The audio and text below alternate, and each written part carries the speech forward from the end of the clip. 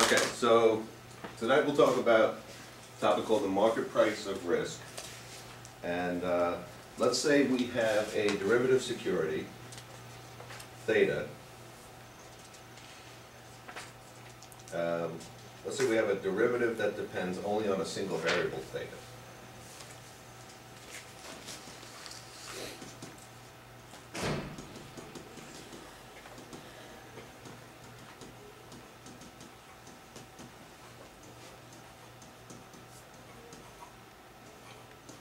Theta could be, now we've had examples where a derivative derives its value from a stock, right? But this theta could be something, it doesn't have to be a stock, it could be something general like the price of oil. Maybe there's some derivative thing that's not, it's not like an option on a share of IBM, but it's just something that derives its value from the price of oil. So the price of oil is moving, like a Wiener process, and now this thing somehow derives its value from it. This would then follow a process like this. We've seen this, an Ito process.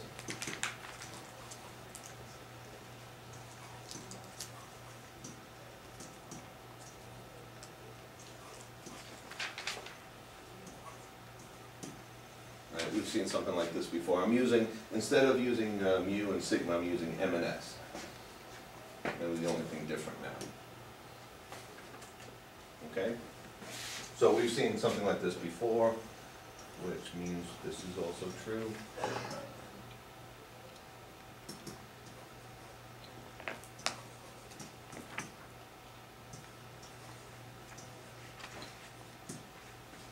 I'm just dividing both sides by theta.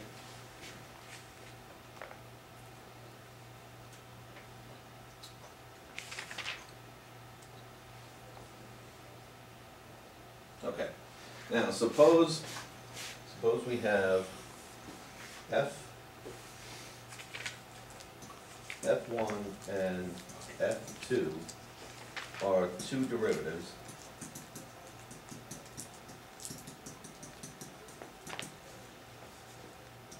both only depending on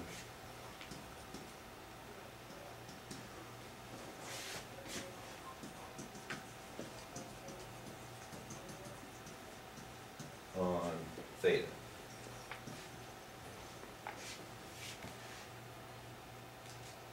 Okay, so if that's the case, we would have F dF1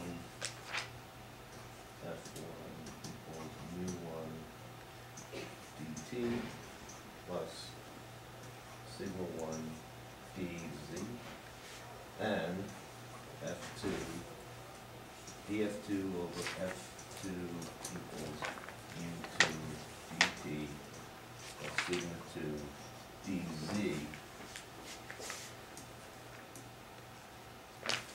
where both of these z's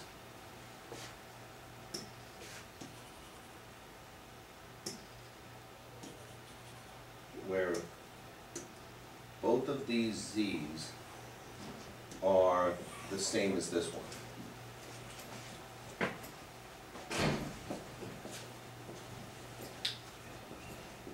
So these are two different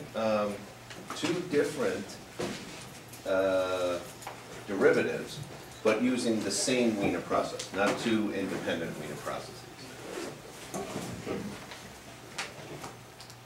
Okay. So that being the case, then at a discrete level, this is true. Delta F1 equals mu1 F1 delta T plus sigma 2 F2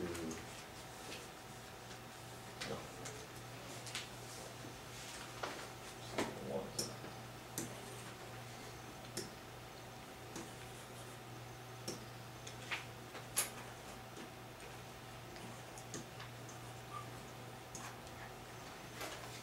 That's true, and this is also true.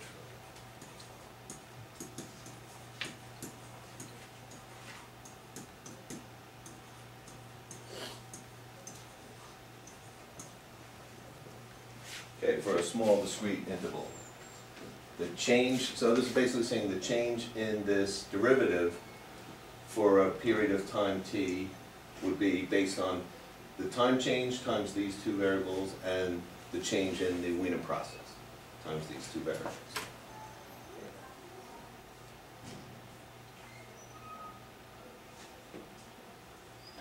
Okay, so suppose we wanted to have a portfolio of stocks of each of these two things, and we wanted pi to be the value of our portfolio.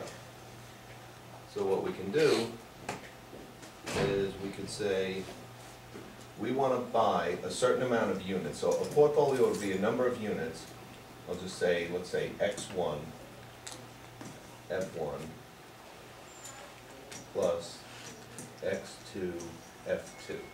If we bought a certain number of units of one derivative, this many units of this derivative plus this many units of this derivative, this is how much money we would have invested in these two derivatives. If we choose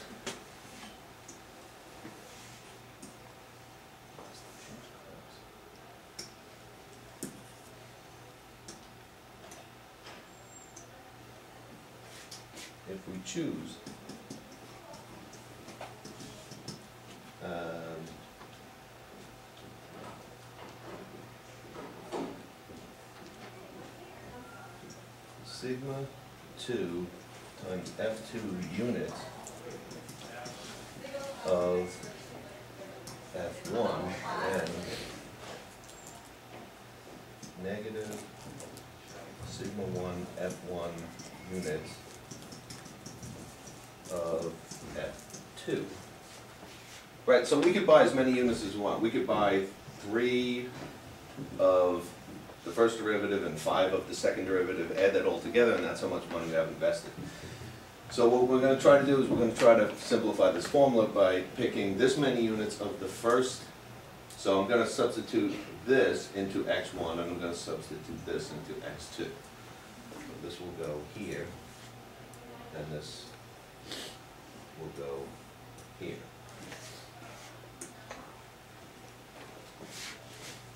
So that will give us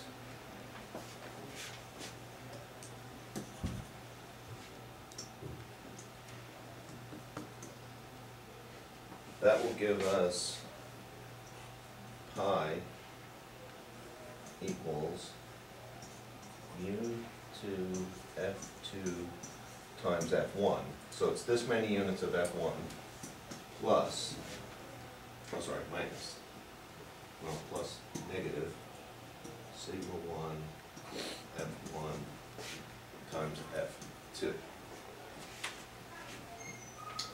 And then delta pi would equal mu2 f2 times delta f1 plus negative mu1 f1 delta f2. So the change in f2 was the change in f1 times the number of units we buy. That's how much money our portfolio changed. This is so that eventually they like kind of cancel out or something? Yeah, the whole, right, so that's good, yeah. So we could buy any amount we want, right? This is how many units of anything, you know, if you want to buy 10 shares of IBM and 5 shares of Microsoft, multiply 10 times the price of IBM plus 5 times the price of Microsoft, that's how much money you have, that's what your worth is in the market. So we happen to, we're choosing units because we want the math to all start canceling stuff out. So yeah, you start to see a lot of repetition. But pi ends up being the total amount of money we have invested. So it's this many units of the first derivative plus this many units of the second derivative, and obviously there's a negative sign here, so we're shorting it. And then if you wanted to know how much did our value change, that would be delta pi. So pi ends up how much money we have. Delta pi is how much it changed. It may go up, it may go down. Yeah? It's theta or nu. What's that? Sigma 2 F2 or mu 2 F2. In the pi line, you up top on the choose, you put sigma 2, but yeah, no, down, Where? down.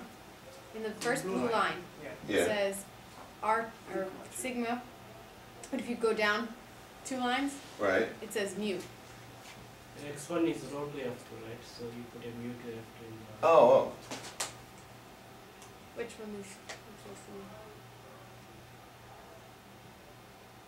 one? oh, yeah, sure, it should be sigma. You mean these, right? Yeah. Mhm. Okay. Not good.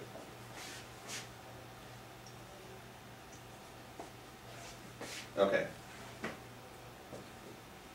Anything else? Is that?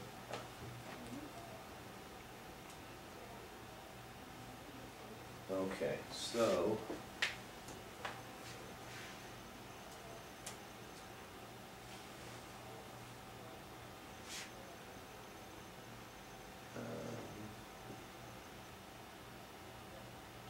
Okay, so now, putting those two, the delta, let's see. Let's continue on let's go further. I don't know if this is in our textbook, I just wrote a longer version of it. But delta pi ended up equaling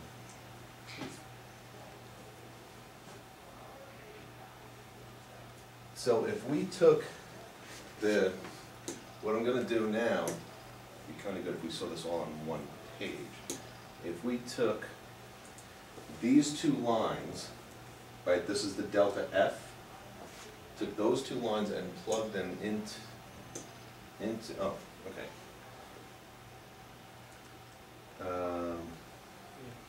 Plugged these two lines into here and here, we would end up with mu 2F2 times mu 1F1 delta T plus sigma 1F1 delta Z minus, let's look at the fit. Let's try to make this fit.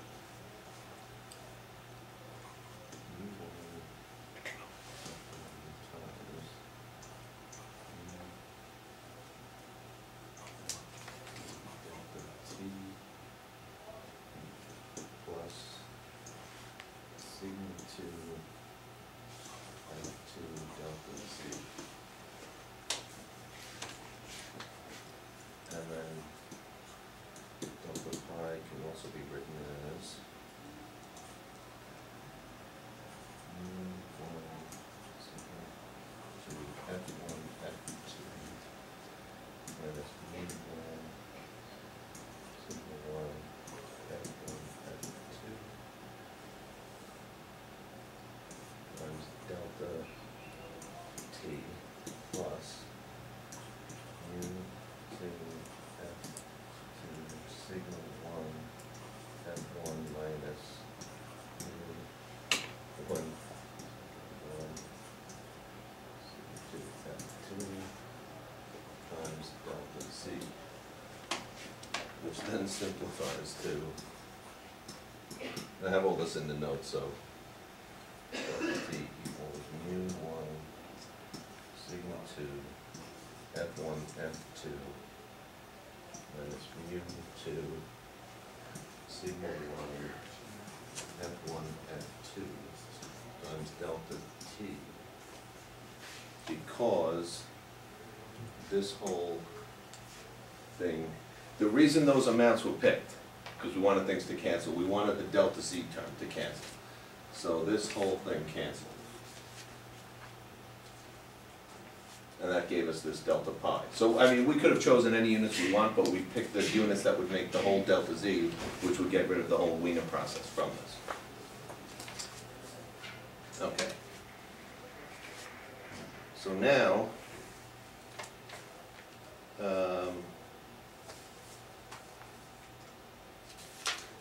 if the portfolio was riskless, meaning, let's say, we invest money into the portfolio and then as time changes, we can move money around, but we never take money out or put money in, so therefore its expected value is supposed to be the interest rate. If it runs at the same rate as R, then it'll be a riskless portfolio, so then delta pi, the change in pi, should be equal to the interest rate times the value of the portfolio times the amount of time that changed.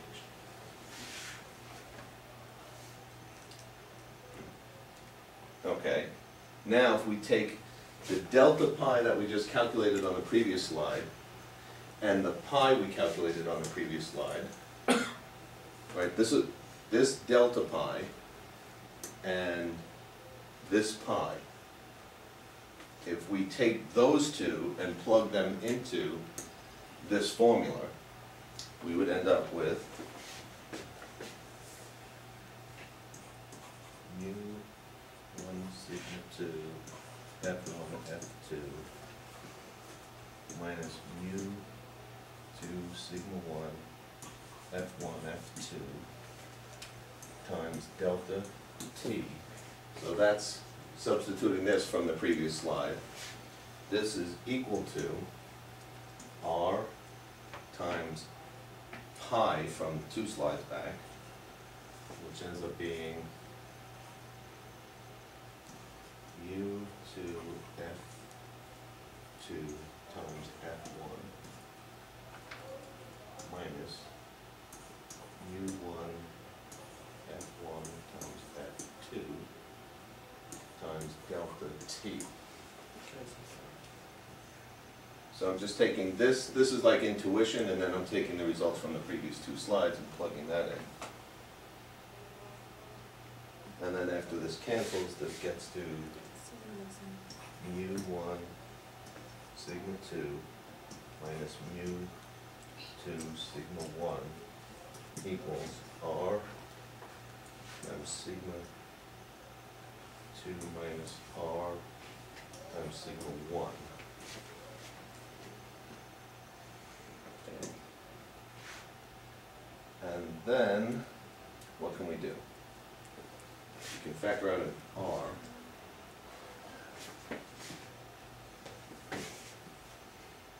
Any way we can simplify this?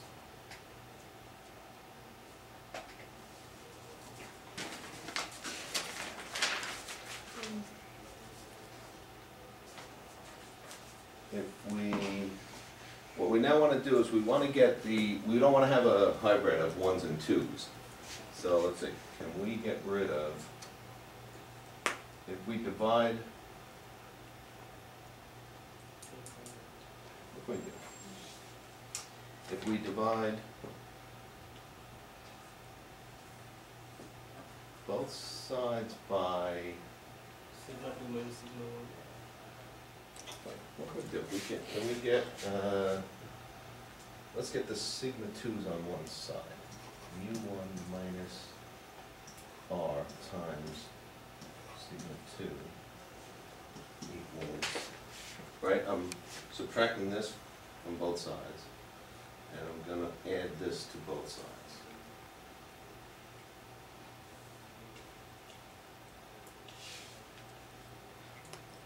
mu2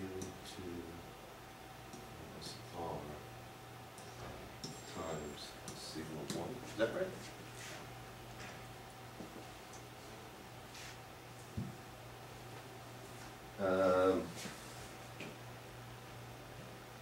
I took this term and this term and put them both on this side, so that's where the minus R comes from. Right.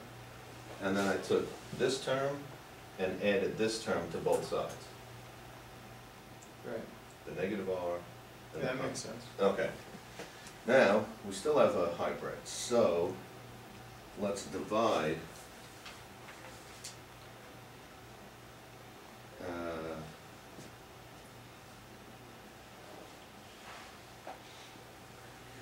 how can we get rid of the sides?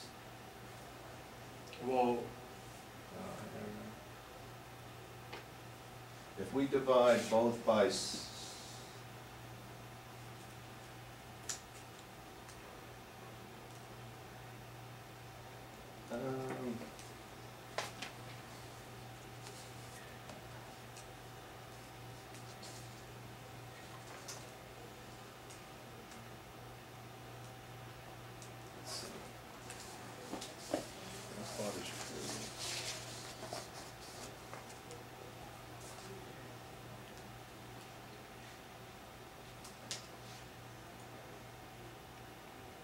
we divide by sigma 2, what would we end up with?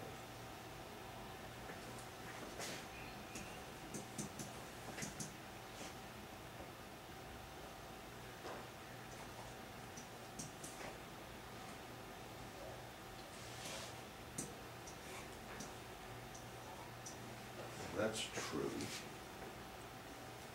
And then if we divide both sides by sigma 1, we would get this.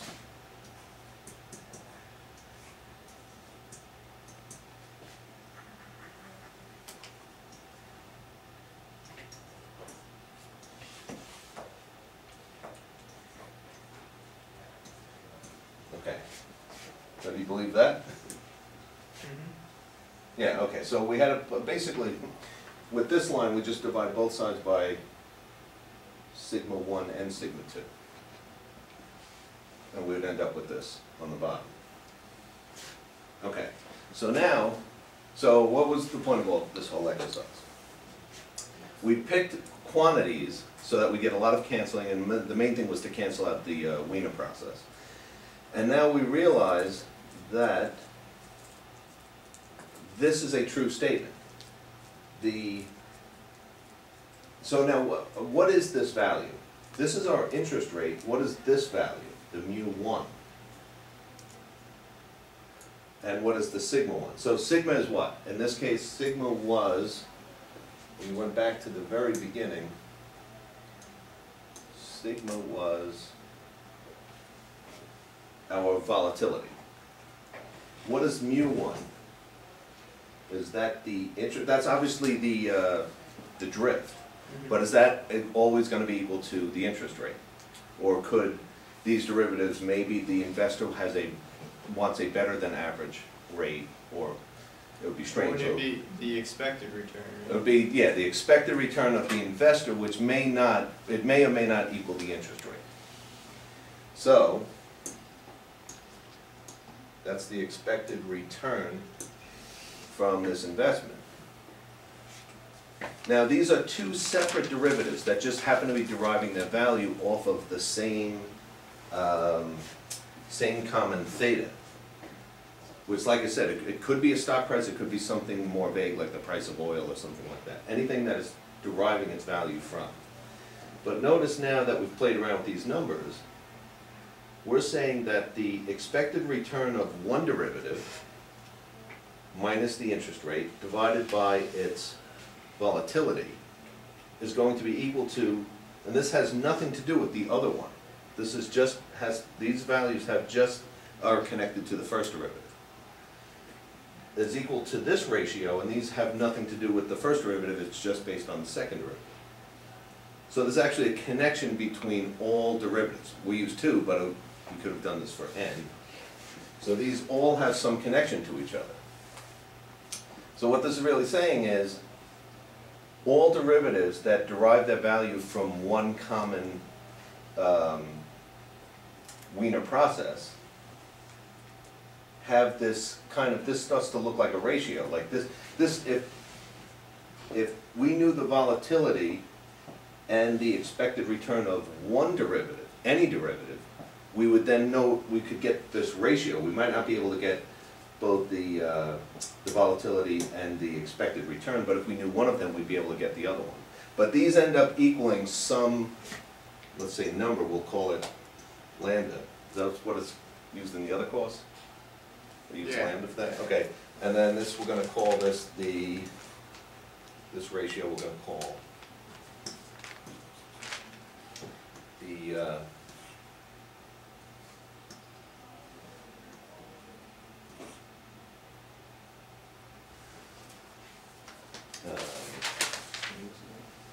market price of risk.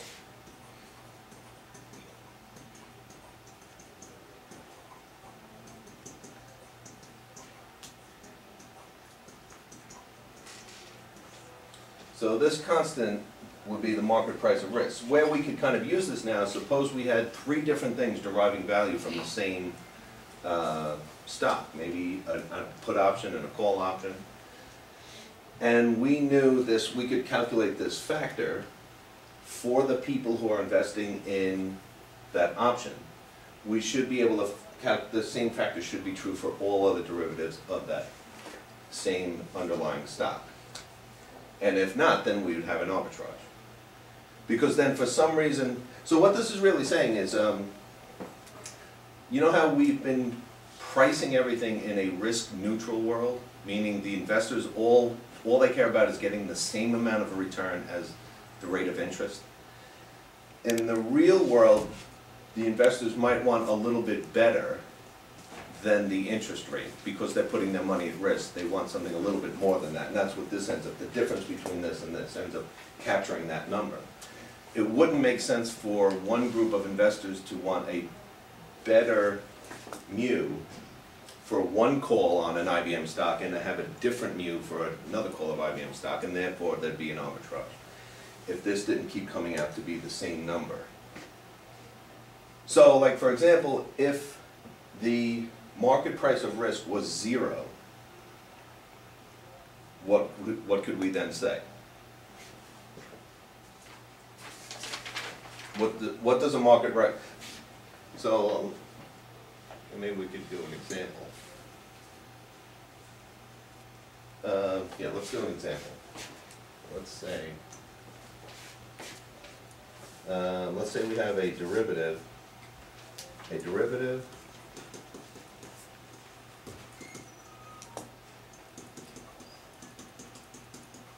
So we have one derivative, and it's positively, so it's not like a put option, it's not like its value goes negative when the underlying thing goes positive, but it's positively related to oil prices. So if oil prices goes up, this thing will go up. If oil prices goes down, it'll go down. And the expected return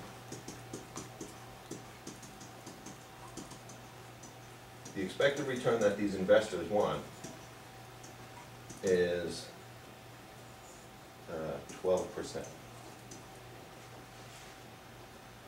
The volatility is 20%. And the current interest rate, the riskless interest rate,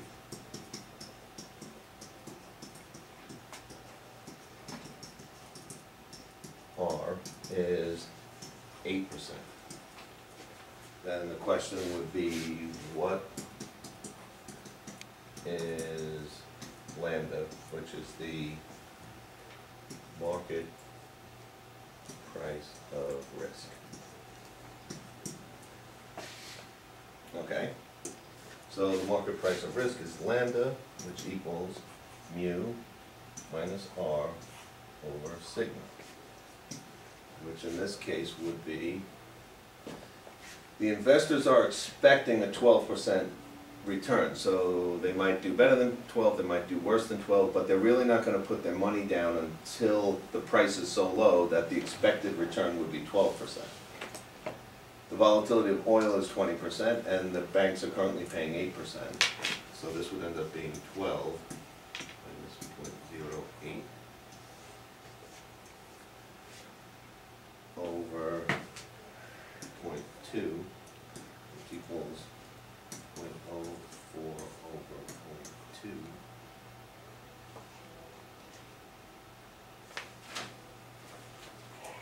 Is that right? Equals 0.2. Right, 0.2. Okay. 0.04,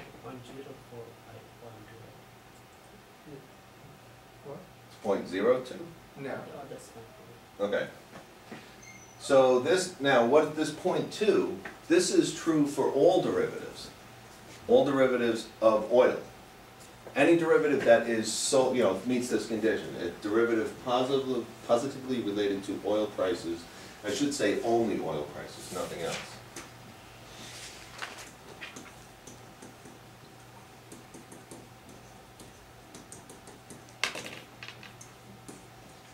And only oil prices.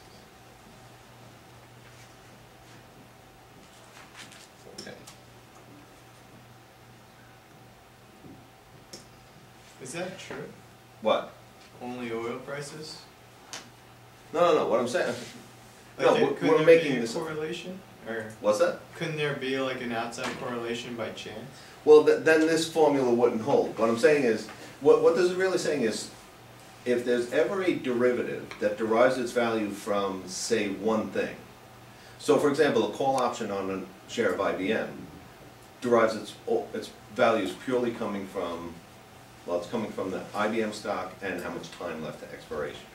But it's not getting, it's not like a combination of IBM plus oil or gold or something like that. It's just deriving its value from IBM. If there was some derivative that gets, only its value comes from the price of oil, in this example. And the investors, that one group of investors is expecting a 12% return, and the volatility is 20%, and the current interest rate is this, 8%. We can calculate this lambda value. This lambda should be true then for all other, any other derivative that also derives its value from oil. So, if there was some different derivative but also derives its value from oil, and let's say its volatility was 10%, it's something connected to oil but it's not as volatile. If its volatility was 10%, then those investors, this would drop to 10%, their expected return should then be 10%, not 20%. So those two numbers would move together. And if there were two different markets where we calculated two different thetas, two different, what is that again? Lambda. If they calculated two different lambdas, then we'd have an arbitrage. There's two different groups of people who are not thinking the same.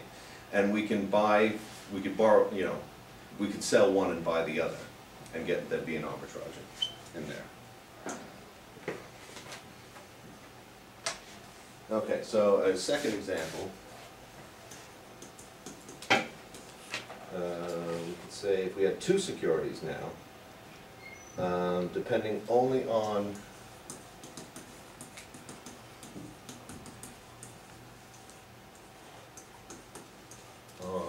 the 90-day rate R, interest rate. Suppose that the first one, the expected return, I'll just write out the symbols now.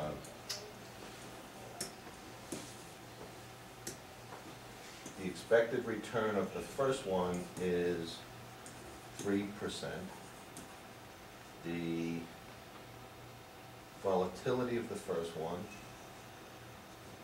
is 20%.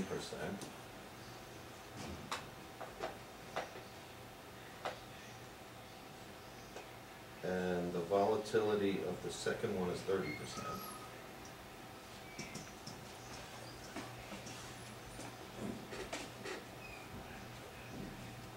And R in all cases is R equals 6%.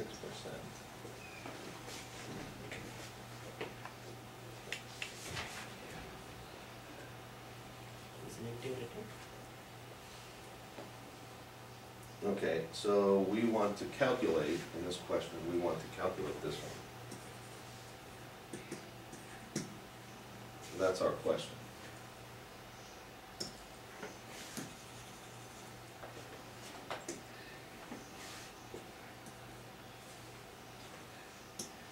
Were these from the textbook? I forget if the examples were. The notes are. I feel like I feel like we had these for homework for some reason. Really? Okay.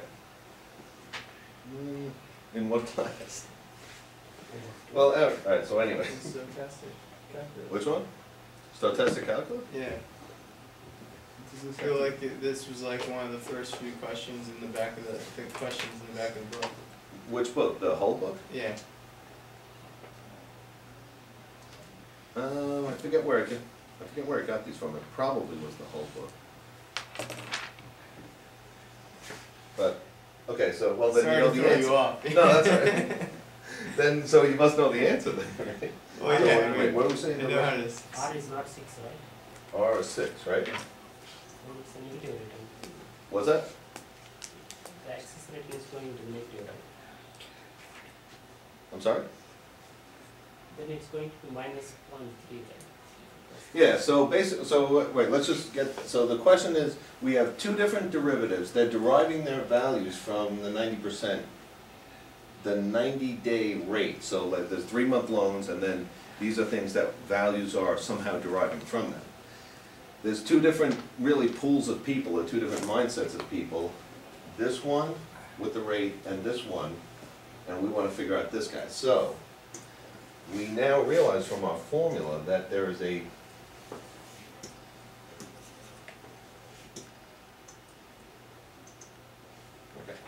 there is a lambda equals, what did we say before? Lambda goes mu minus r over sigma for any of them. So, this would imply that we could do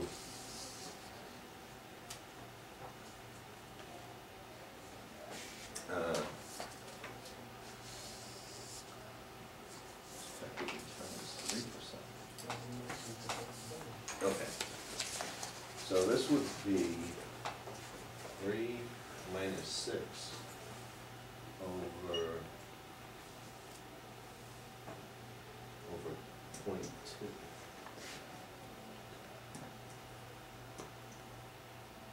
equals negative 0.03 over 0.2 equals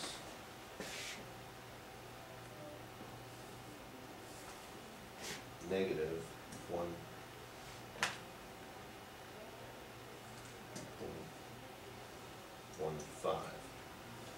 So lambda would come out negative.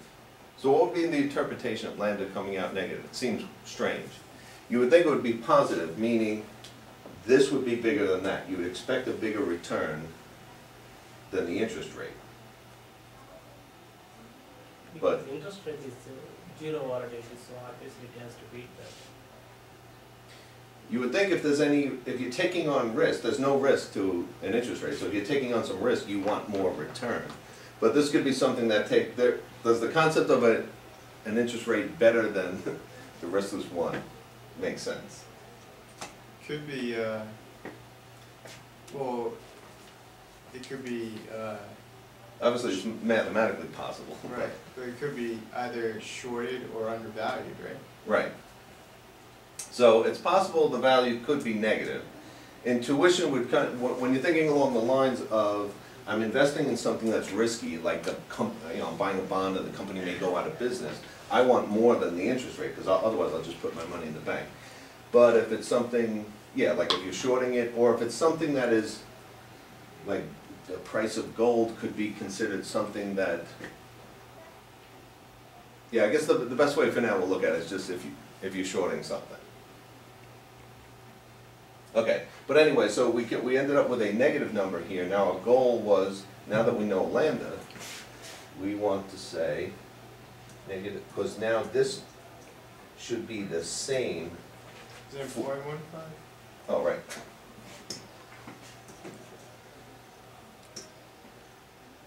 Negative 0.15 equals, and we would set up the same equation. It would be the thing we're trying to solve for. mu2 minus r 0.06 over sigma 2, which is 0.3. So this equals what? Actually, that would imply that mu2 equals what? It would equal negative 0.15 times 0.3 plus 0.6. 0.06. And what does that equal? Point Negative 0.45.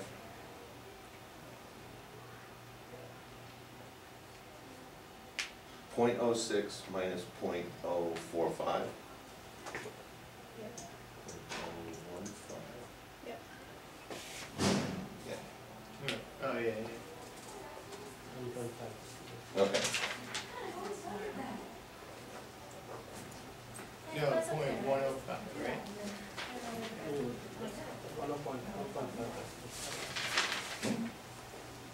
Cause it would be 0.045, right? Plus 0.06. Yeah, it's 0.045. Minus 0.045. Oh, yeah. Right, so it's Yeah, it's minus 0.015. 1.5. Yeah. Okay. So that would be what that other group is expecting as a return. And that's what's bringing the market to that price. Okay, and then, so suppose we had a process now, df equals mu f dt plus sigma f dz. Alright, so that's a standard, Brownian motion that we used to. Okay, so the value of mu depends on the preference of the investors.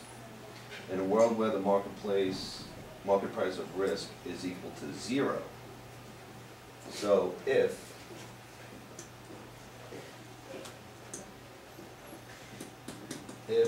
lambda equals 0, what does that mean?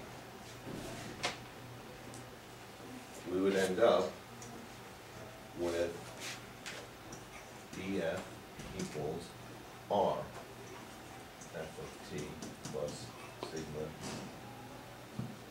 f dz.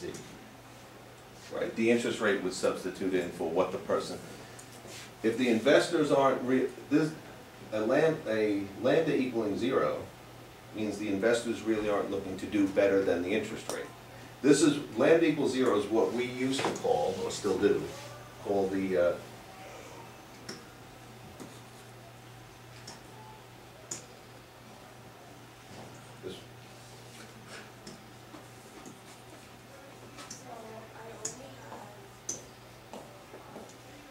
this is the risk neutral world.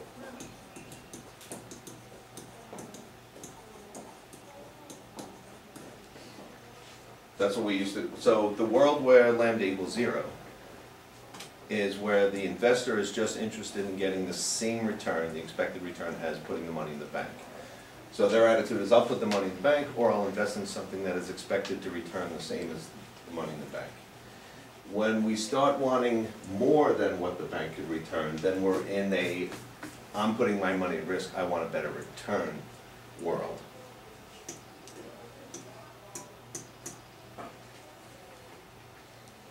Okay.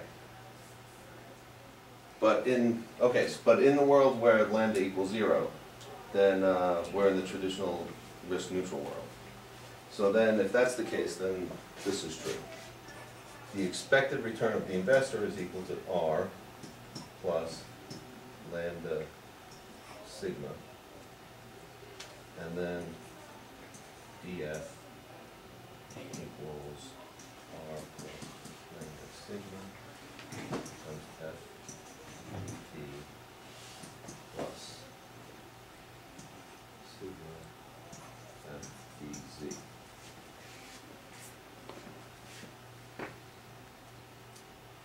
So what we're saying is, if lambda equals 0, we end up, this could be any world. When the special case when lambda equals 0, we're in this world. But this is another way of representing what the investor really wants. So then this ends up being another way of representing this formula too. We could take our interest rate plus this component, and as we saw before, this could be negative now. But this component, whatever this number is times the volatility, that ends up being the part that the investor wants in addition to the riskless rate.